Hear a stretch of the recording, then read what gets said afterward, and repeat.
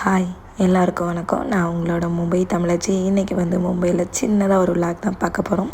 என்ன விளாக் அப்படின்னா, மாமனார் மாமியார் வீட்டுக்காக மும்பையில் தாராவிக்கு போன விளாக் தான்.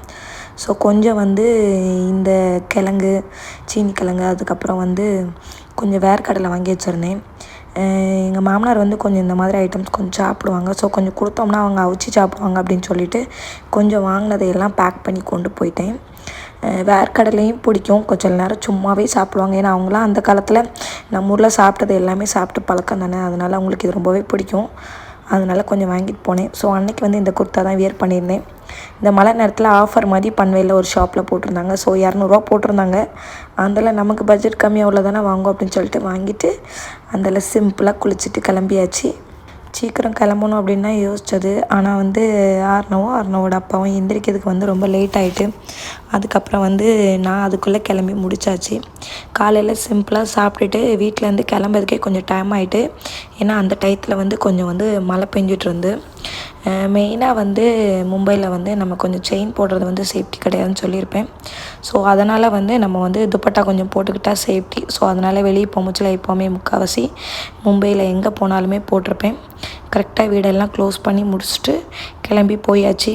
அன்றைக்கி வந்து மழை பெஞ்சதுனால வந்து ஆட்டோலேயே வந்து கிளம்பிட்டோம் இங்கேருந்து ஸ்டேஷனுக்கு, பன்வேல் ஸ்டேஷனுக்கு. இல்லைனா சம்டைம்ஸ் வந்து நாங்கள் வந்து பைக்கில் போவோம். ஸோ அப்படி பேசிட்டு அழகாக போயாச்சு. இங்கேருந்து நாங்கள் ஸ்டேஷன் வந்து தனியாக பிடிச்சி போனோம்னா 60 ரூபா சொல்லுவாங்க. அதுவே ஒரு ஆளுக்குன்னு பார்த்தா 20 ரூபா கேட்பாங்க. அதுக்கு கொஞ்சம் தள்ளி போய் ஏறணும். மழை டைம்னால ரோடு க்ராஸ் பண்ண வேண்டாம் அப்படின்னு சொல்லிட்டு இதிலே வந்து ஏறிட்டோம். டிக்கெட் வந்து 15 ரூபா. அது வந்து நம்ம யூடிஎஸ் ஆப்னு ஒரு ஆப்பில் எடுத்தாலே போதும். இங்கேருந்து நாங்கள் வந்து ஜிடிபி ஸ்டேஷனுக்கு தான் வந்து மெயினாக வந்து எடுப்போம். வர வழியில் வந்து நிறைய கீரைலாம் வச்சுருந்தாங்க. பட் நான் அங்கே போகிறதுனால எதுவும் வாங்கலை. என்னோடய ஃபேவரட் முருங்கைக்கீரைலாம் இருக்குது. சில நேரம் தேவை அப்படின்னா இங்கே வந்து வாங்கிக்கலாம். நிறைய வந்து ஸ்டேஷன் கட்டுற வேலைகள் போயிட்டுருக்கு.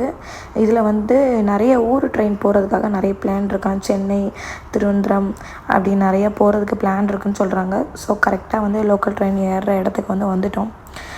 மழை அந்த நேரம் பார்த்து செம மழை பெஞ்சிட்ருந்து. இங்கே மழை வந்து நம்ம நினச்சி பார்க்காத நேரத்தில் பெய்யும். அதுதான் மும்பையில் மழை வந்து. கொஞ்சம் மும்பைக்குள்ளே வரவும் மழையே இல்லை. பையன் வந்து இந்த ஓரத்து சீட்டை வந்து ரொம்பவே விரும்புவான் ட்ரெயினில். அவனுக்கு அது மட்டும் போதும். வெளியே பார்த்துட்டே வருவான். கொஞ்ச நேரம் விளாடுவான், வெளியே பார்த்துட்டே வருவான். நாங்கள் வந்து இப்போ வந்து மும்பைக்குள்ளே வந்துட்டோம். ஃபஸ்ட்டு வாட்டி நான் வந்து மும்பையிலேருந்து பன்வேல் வரும்போச்சில் எனக்கு வந்து இது ஒரு லாங் ட்ராவலாக தெரிஞ்சு. இப்போ அடிக்கடி போயிட்டு வரதுனால ரொம்ப ஷார்ட்டாக தான் இருந்த மாதிரி இருக்கும். அப்படியே நானும் ஹஸ்பண்டும் ஏதாவது பேசிகிட்டே போவோம். கரெக்டாக ஜிடிபியில் வந்து இறங்கிட்டோம். கரெக்டாக இறங்கின பிறகு இங்கேருந்து டாக்ஸி பிடிச்சி போகணும். கொஞ்சம் நடந்து போகலாம். ஒரு 1.5 கிலோமீட்டர் தூரம் இருக்கும். சில டைம் எதுவும் கிடைக்கல, டிராஃபிக் இருக்குன்னா சில டைம் நடப்போம். சில டைம் எங்களுக்கு வந்து வண்டி கிடச்சிட்டுனா காரில் ஏறி போயிடுவோம். ஸோ இதுக்கு எங்களுக்கு வந்து மீட்ரு அவங்க போட்டிருப்பாங்க டாக்ஸியில்.